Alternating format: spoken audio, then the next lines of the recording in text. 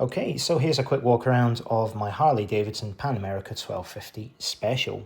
With 150 horsepower, 126 newton meters of torque, and all the performance you could ever need, I was really looking for a bike to replace a sports bike, but with a bit more comfort.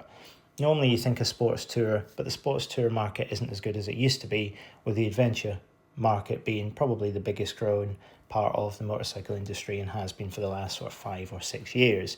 Now, I didn't want a BMW, didn't want to spend all that money and 20 odd grand on a bike, so I ended up with the Harley-Davidson Pan America Special, which is highly spec'd from the factory, but I've also made a few modifications on this bike.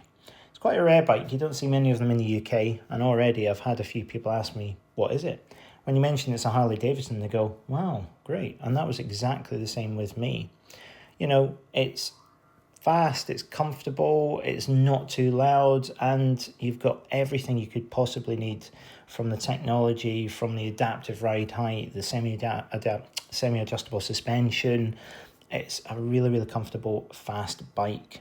So I thought I'd do a quick video of some of the modifications on the bike that I've already done, and I'm sure you'll agree it's starting to look that little bit better and a little bit more personal to me. So, starting at the front of the bike, first thing I replaced was the windscreen. Now the windscreen, there's several versions available from Harley and also several aftermarket. I went for an aftermarket tinted one, and the great thing about the windscreen is it is actually adjustable from the factory. Now it's a manual adjustment, which is really easy because less to go wrong there, and as you can see it goes up and down very quickly indeed, and you can do this on the fly with gloves on, as you can see there.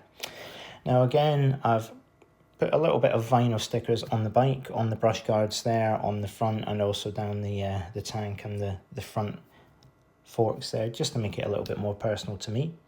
One thing you do need on this bike is, of course, a radiator guard protecting the radiator, and there's a couple of things that I've added just to protect that bike, which I'll go into in a minute.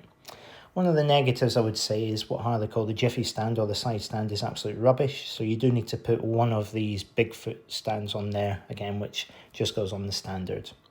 We've got the coil protector and also one on the left hand side. The bike does produce quite a lot of heat. It's a big engine, it's a powerful engine, so that just helps the air vent from the fan side away from my legs. Fender extender on the rear and fender extender on the right, again helping all the stones and the rubbish and the mud stay away from the radiator.